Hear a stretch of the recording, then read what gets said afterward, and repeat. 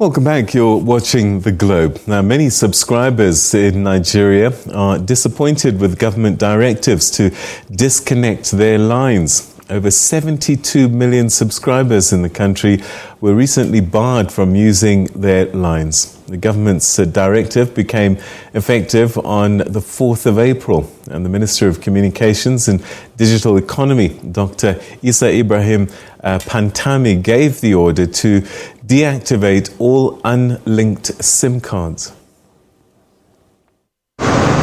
Government's decision to enforce compliance with its National Identification Number module policy has affected over 72 million Nigerians. Telecommunication companies are counting losses of disconnected lines as many rely on the sales of airtime for revenue.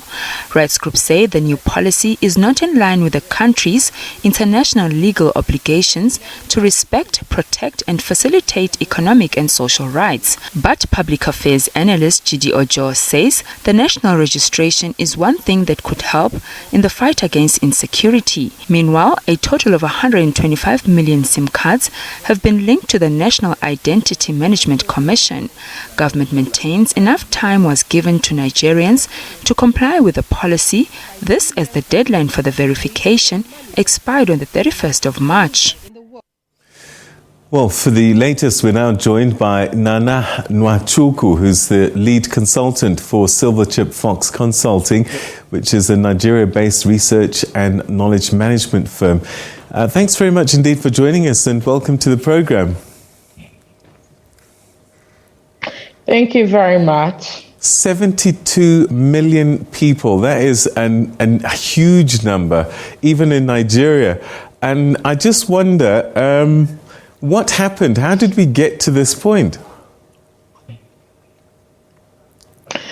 Well, I would say that it's one thing to have good policies in Nigeria and elsewhere, actually. However, it's about bad implementation processes, right? There's been very little awareness. Government's definition of awareness is simply broadcasting on radio and TV stations and social media.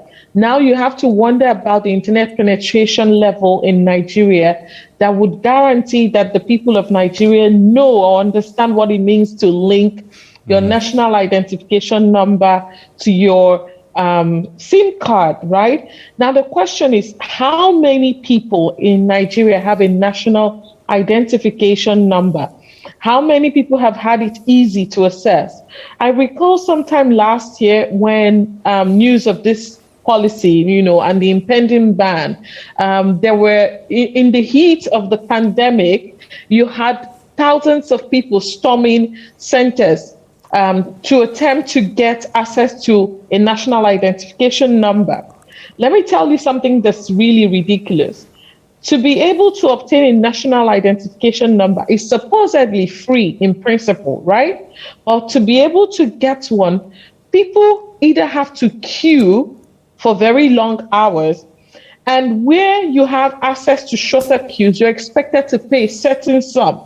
Not everybody wants to pay money for a national identification number, and not everybody can afford it. A SIM card is 100 naira. But most recently, when I tried to adjust the data on my national identification number, someone requested 10,000 naira from me, and that's about $20. Somebody wanted that amount to be able to adjust something that's supposedly free. So you can imagine how difficult it is for people who live in densely populated areas, people who have informal jobs, right?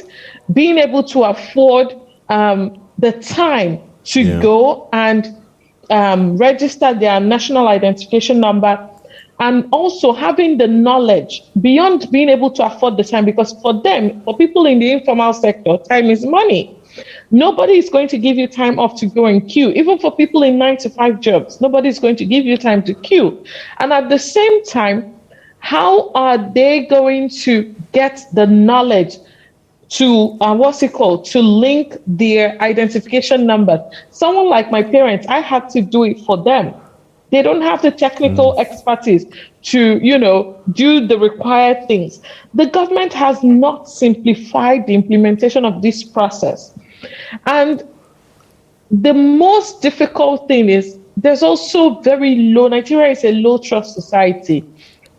People give too much information to the government. There's the BVN, you have your voter's card, you have, different forms of IDs. And you're asking people every time you're collecting data from people, you have no data protection rights for these people. They don't know what you're doing with their data. You just keep mining their data. And beyond this, a lot of times when people go to street food vendors on the street, right? They see some of their data being used to wrap up street food, right? Forms that you have filled, either for the telecoms company or either for some government venture or the other, being used to wrap up food. So you can imagine that there's, people are skeptical about constantly offering up themselves as data subjects to the government. Nana, help me understand. A lot of countries around the world, a national identification number is a standard thing that you must have. Here in South Africa, you're allocated one the moment you're born, literally. And I just wonder, can you live in Nigeria, find a job, work, do all of these things and never need a national identity number? Yes, because the process was not put together with humans in mind. It was put together because they're trying to fight insecurity, right? Which is the first problem, right? If it was a solution that was put together to, first of all, ensure social security for people, then, it becomes more human-centered. This policy was put in place to be able to identify criminals, terrorists, if you put it that way. And you're not thinking of the people. Initially, the first form of data that was collected from people was SIM registration, having your phone number being like your identity. After a while, they collected the bank verification numbers, being your BVN, being your identity. And then one day they came up and told us you have to link your BVN to your NIN. And then we're saying, can't you make this a bit easier? People's register births, right? Register births, register deaths, assign numbers, make this thing a bit easier for people. But we have to register births with the National Population Commission. You have to get an NIN number, and that's not enough. You have to register your SIM card, and then you have to get a BVN, the bank verification number, without which you cannot have a bank account in Nigeria. The BVN trumps the NIN as far as they're concerned, and it doesn't make sense. I feel like we haven't sat down to analyze, look at the entire process of the multiplicity of data that we have and find a way to harness it for the people. I applaud, let's not mistake this. I applaud the fact that the government is trying to fight insecurity by identifying its people. But how are criminals still able to buy pre-registered SIM cards, right, which you're trying to track? Criminals are still able to buy pre-registered SIM cards. Pre-registered SIM cards still have access to call out. But people who have had their numbers for 10 years or more have been barred from calling people because they haven't linked their NINs. This could have been implemented better. So what happens now? 72 million people aren't just going to say, okay, we will conform. Surely, I mean, this is the stuff of revolutions.